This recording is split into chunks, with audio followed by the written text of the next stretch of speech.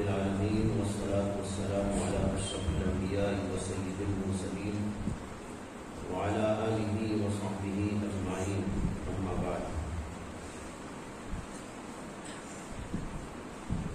ابن شوذب رحمہ اللہ بیان کرتے ہیں کہ جب حضرت سیدنا ابو ہریرہ رضی اللہ عنہ کی وفات کا وقت قریب آیا تو وہ رونے لگے. ان سے پوچھا گیا کہ آپ کیوں رو رہے ہیں؟ ابو ہریرہ رضی اللہ عنہ نے فرمایا کہ سفر لمبا ہے، زیادہ راہ اور توشہ بہت کم ہے، گھاٹی بڑی دشوار گزار ہے، پھر اس کے بعد یا تو جنت ہے یا دوزخ ہے. حضرت ابو ہریرہ رضی اللہ عنہ رو رہے تھے موت کے قریب. لوگوں نے پوچھا کہ کیوں رو رہے ہیں؟ رونے کی وجہ بتائی کہ اس لیے رو رہا ہوں کہ سفر بہت لمبا ہے، آخرت کا سفر ہے، اور زیادہ راہ بہت کم ہے. یعنی سفر کا جو توشہ ہوتا ہے وہ بہت کم ہے. یہ سفر کا توشہ کیا ہے؟ اعمال. آخرت کے لیے جو سفر کا توشہ تیار ہوتا ہے وہ دراصل اعمال ہوتے ہیں، ایمان ہوتا ہے، تقویٰ و طہارت، انابت اور خشوع ہے، ذکر و اذکار ہے. یہی دراصل توشہ ہوتا ہے. حضرت ابو ہریرہ کو یہ احساس ہو رہا ہے کہ میرا اعمال کا توشہ بہت کم ہے، جبکہ ہم جانتے ہیں کہ حضرت ابو ہریرہ کا کیا مقام ہے. صحابی رسول ہیں، بلند پایا صحابی ہیں، علم و عمل کے جامع ہیں، لیکن اس کے باوجود ان کو اس بات کا احساس ہو رہا ہے کہ میرے پاس زیادہ راہ کم ہے. اب ہم سوچیں کہ ہمارا حال کیا ہو. ہماری نمازیں، ہمارا ذکر، ہماری تسبیحات، ہماری نیکیاں، ہماری خدمات. حضرت ابو ہریرہ رضی اللہ عنہ اتنے بلند ترین مقام کے حامل ہو کر بھی ان کو یہ احساس ہو رہا ہے کہ میرا زیادہ راہ بہت کم ہے. تو پھر ہمارا حال کیا ہو؟ تو ہمیں کتنا رونا چاہیے اور پھر اس کے ساتھ کتنی تیاری کرنی چاہیے.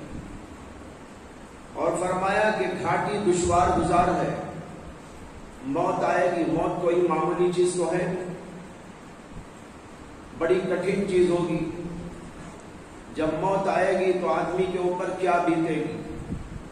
اور یہ مرحلہ ہر آدمی کو بہرحال پیش آنا ہے. جو آدمی بھی دنیا میں آیا بہرحال اس کو موت کا مزہ چکھنا ہوگا. کل نفس ذائقۃ الموت.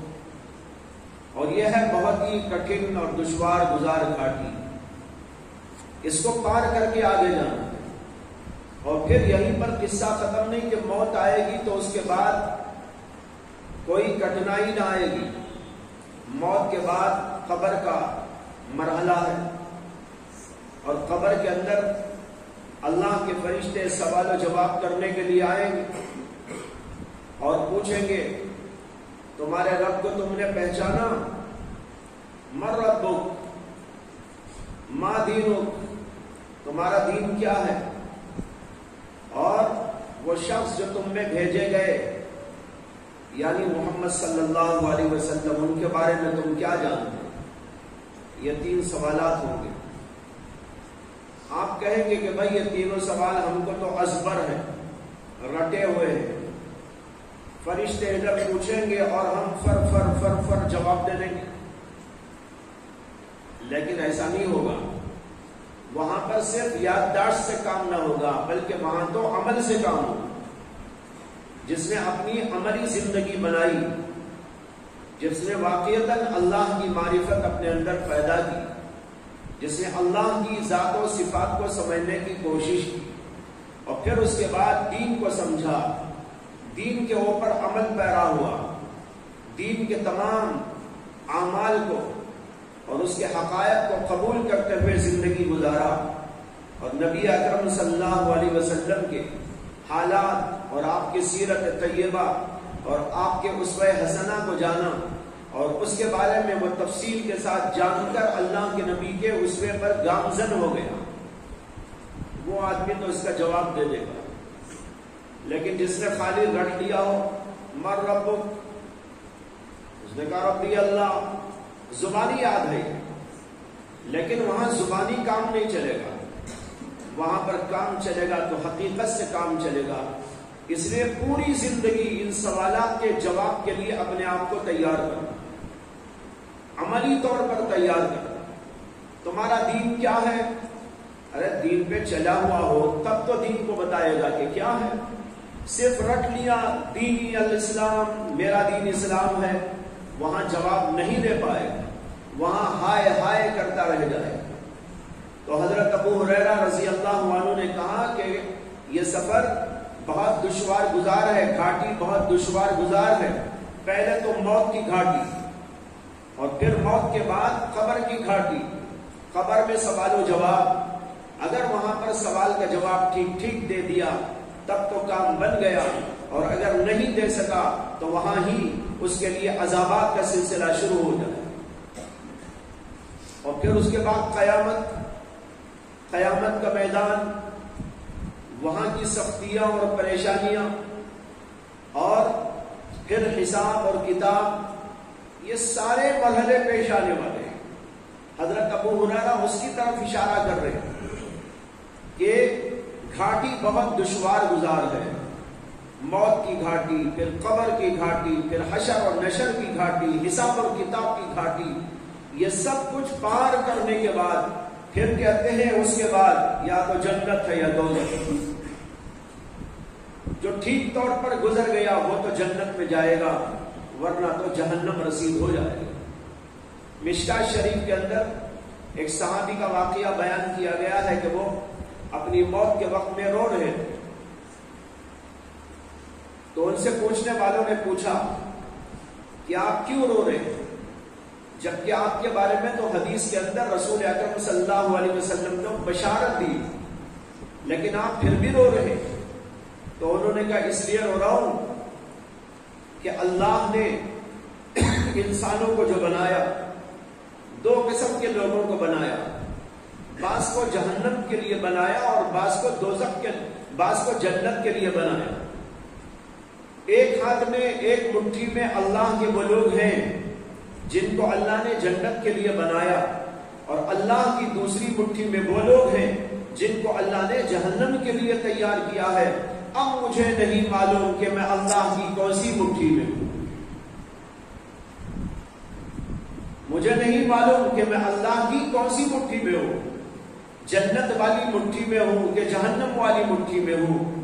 یہ دو جو ہے راہیں اللہ کی طرف سے مقرر ہیں، یا تو جنت میں جائے گا یا دوزخ میں جائے گا۔ تو حضرت ابو ہریرہ نے یہ باتیں کہی اور بتایا کہ مجھے اس لیے رونا آ رہا، یہ ہے اللہ کا ڈر، خوف، آخرت کا ڈر اور خوف، اس کے لیے یہ عنوان قائم کیا گیا۔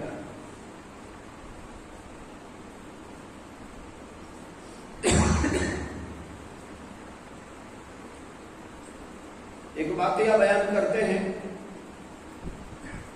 کہ قاسم بن محمد حضرت امام ابن المبارک رحمت اللہ علیہ کے شاگرد تھے۔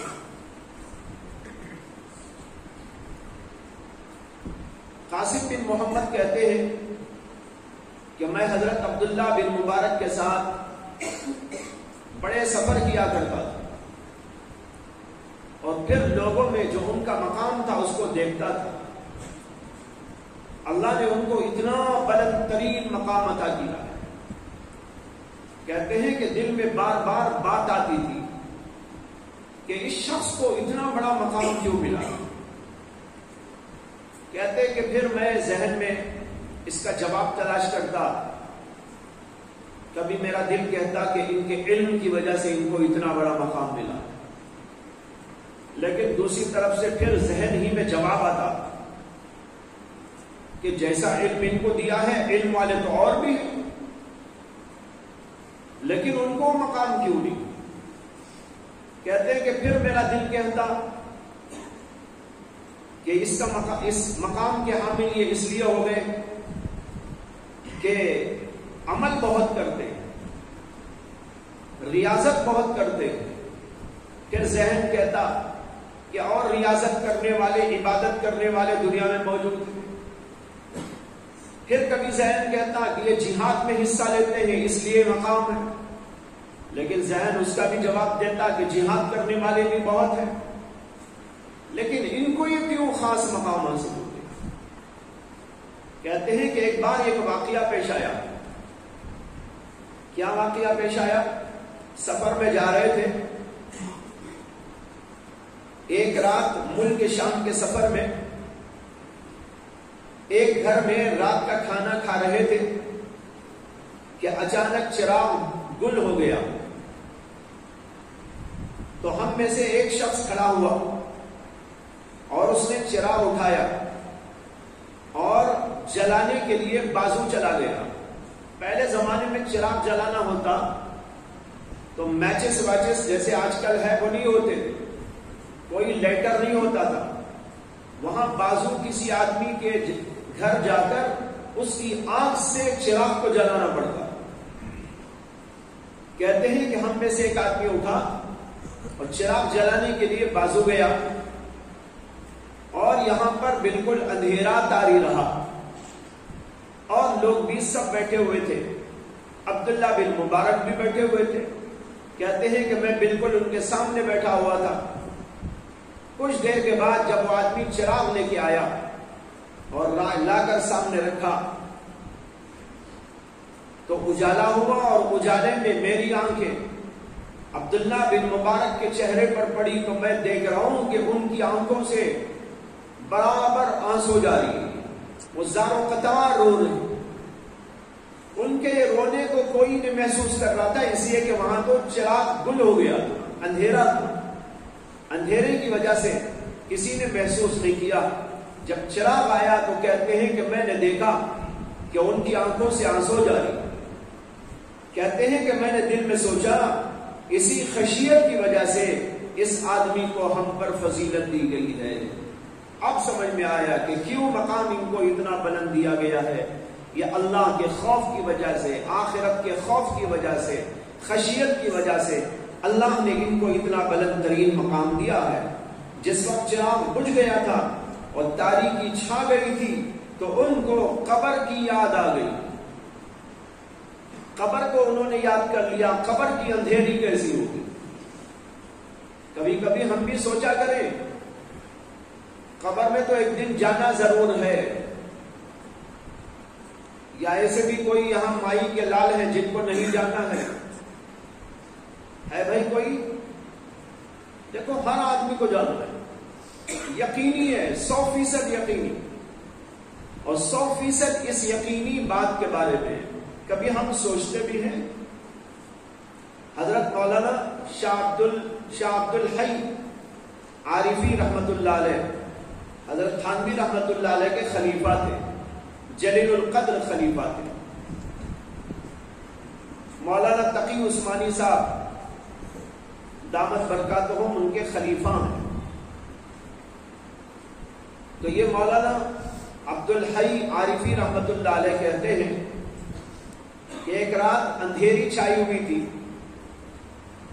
میں اپنے بیڈ کے اوپر لیٹا ہوا تھا، غور و فکر میں قبر کا اندھیرا میرے دماغ میں آ گیا۔ اہل اللہ جو ہوتے ہیں وہ ان سب باتوں کو سوچتے رہتے ہیں، موت کو سوچتے ہیں، قبر کو سوچتے ہیں، قبر کی اندھیری کو سوچتے ہیں، اس کے بعد کے مراحل کو سوچتے ہیں۔ جو دنیا دار ہوتے ہیں وہ دنیا کی باتیں سوچتے ہیں، فسق و فجور والے گندی باتیں سوچتے ہیں، حرام قسم کے تصورات میں مبتلا ہو جاتے ہیں، گندے گندے خیالات کے اندر مبتلا ہوتے ہیں۔ بیڈ اللہ نے دیا آرام کرنے کے لیے، لیکن اس بیڈ پر اللہ کی طرف سے جو اتنی عظیم الشان نعمت دی گئی ہے، اسی بیڈ کے اوپر اللہ کی نافرمانی کرنے لگے۔ لیکن اللہ کا حال تو یہ ہوتا ہے، کہتے ہیں کہ میرے دماغ کے اندر قبر کی اندھیری آ گئی، جب وہ قبر کی اندھیری میں مجھے لٹایا جائے گا تو کیا ہوگا؟ کیا حالات پیش آئیں گے؟ دنیا میں تھوڑی دیر کے لیے کسی کوٹری میں انسان کو بند کر دیا جائے تو کیا حال ہوگا؟ ذرا سوچ کر دیکھو۔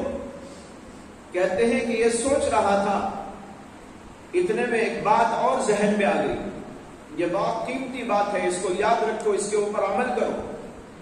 حضرت کہتے ہیں کہ ایک اور بات مجھ کو یاد آ گئی، اور وہ یہ کہ نبی اکرم صلی اللہ علیہ وسلم کی سیرت میں ہم کو ملتا ہے کہ نبی اکرم صلی اللہ علیہ وسلم فجر کی نماز کے لیے جب نکلتے تھے ایک دعا پڑھتے تھے۔ دعا یہ پڑھتے تھے کہ اے اللہ میرے آگے نور پیدا کر دے، میرے پیچھے نور پیدا کر دے، میرے داہنے نور پیدا کر دے، میرے بائیں نور پیدا کر دے، میرے اوپر اور نیچے نور پیدا کر دے، میرے دل میں نور پیدا کر دے، میری قبر میں نور پیدا کر دے۔ یہ اللہ کے نبی صلی اللہ علیہ وسلم کی دعا ہے۔ اللہم اجعل عن یمینی نورا وعن شمالی نورا ومن فوقی نورا ومن تحتی نورا وفی قلبی نورا واجعلنی نورا واجعل لی نورا۔ مجھے خود نورانی بنا دیجئے اور میرے لیے بھی نور پیدا کر دیجئے۔ کیا عجیب دعا ہے! داہنے نور ہو، بائیں نور ہو، آگے پیچھے نور ہو، اوپر اور نیچے نور ہو، دل کے اندر نور ہو، اور اس کے اندر اور بھی الفاظ ہیں، میرے جسم کے رگ و ریشے میں نور پیدا کر دے، میرے لحم میں، میری ہڈیوں میں، میری آنکھوں میں، میرے اور اعضاء میں نور پیدا فرما دے۔ حضرت کہتے ہیں کہ یہ دعا یاد آئی تو مجھے تسلی ہو گئی کہ الحمدللہ میں یہ دعا پڑھا کرتا ہوں، اور جب اللہ کے نبی کی یہ دعا پر ہم عمل کرتے ہیں تو انشاءاللہ امید ہے کہ اس کی وجہ سے قبر کے اندر نور پیدا ہو جائے۔ اب دیکھو کتنا بڑا ہاتھ میں گیا نسخہ قبر کی اندھیری کو دور کرنے کے لیے۔ روزانہ اس دعا کو اہتمام سے پڑھیں۔ جب آپ آئے مسجد کو فجر کے لیے تو سنت ہے رسول اللہ صلی اللہ علیہ وسلم کی کہ دعا پڑھیں۔ یہ دعا کتابوں میں لکھی ہوئی ہے، جس کو یاد نہیں وہ یاد کر لے، اپنے اساتذہ سے پوچھ لے، وہ بتا دیں گے، اٹھا کر دے دیں گے، لکھ کر دے دیں گے۔ یاد کر لو، جو ہے 10 منٹ میں یاد ہو جائے گی، 5 منٹ میں یاد ہو جائے گی۔ اب یہ دعا معمولاً پڑھا کرے، ہو سکتا ہے کہ اللہ تبارک و تعالی ہماری قبروں کو بھی اس دعا کی برکت سے نورانی بنا۔ تو فرماتے ہیں کہ ان کو قبر کی اندھیری یاد آ گئی، اس لیے حضرت عبداللہ بن عمر رضی اللہ عنہ رونے لگے۔ حضرت امام مربزی سے منقول ہے، وہ فرماتے ہیں کہ میں نے امام احمد بن حنبل سے پوچھا کہ حضرت آپ نے صبح کیسے کی؟ یہ عربی کے اندر خیر خیریت پوچھنے کا جملہ ہے، کیف اصبحت، آپ نے صبح کیسے کی؟ تو انہوں نے بھی پوچھا کیف اصبحت، آپ نے صبح کیسے کی؟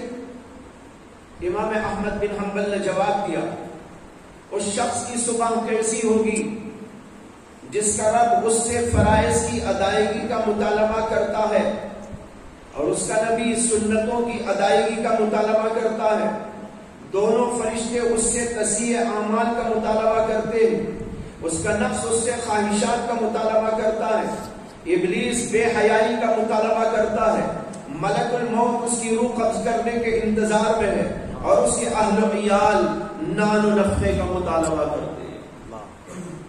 کیا عجیب بات! اس میں اشارہ ہے اس بات کی طرف کہ ہمیں بہت چوکنا رہنا ہے۔ مطالبے کئی قسم کے ہیں، اللہ کا مطالبہ ہے، نبی کا مطالبہ ہے، فرشتوں کا مطالبہ ہے، ادھر نفس کے تقاضے ہیں، ادھر شیطان کا بہکاوا ہے، اور ادھر بیوی بچے اور رشتہ دار اور خاندان و کنبے کے افراد ہیں، کئی دوست احباب ہیں، سب کے الگ الگ مطالبے۔ ایسی صورت میں میرا کیا حال ہو؟ یعنی ڈر رہے ہیں، گھبرا رہے ہیں، پریشان ہو رہے ہیں، کہیں بہک نہ جاؤں، کہیں غلطی نہ کر بیٹھوں، کہیں شیطان کے فرق میں نہ چلے جاؤں، کہیں نفس کے بہکاوے میں نہ آ جاؤں، کہیں بیوی بچے کے مطالبات کے اندر پھنس نہ جاؤں.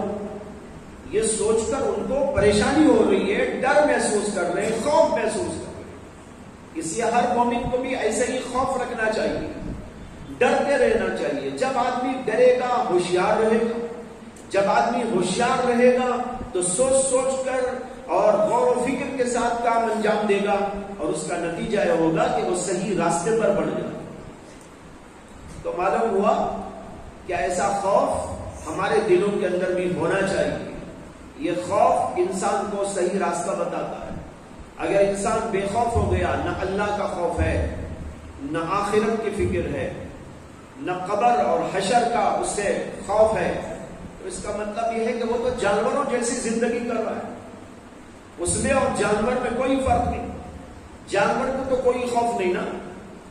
جانور کو یہ خوف نہیں کہ بھائی مجھ سے پوچھ تاچھ ہوگی اور مجھ سے سوال و جواب ہوگا اور حشر و نشر قائم ہوگا، حساب و کتاب ہوگا اور فیصلے کیے جائیں گے، سزا ہوگی، جزا ہوگی، جنت ہے، جہنم ہے. جانوروں کو کچھ نہیں. اسی لیے بہت سارے اکابرین سے یہ بھی مروی ہے کہ وہ کہا کرتے تھے اے کاش کہ میں ایک جانور ہوتا.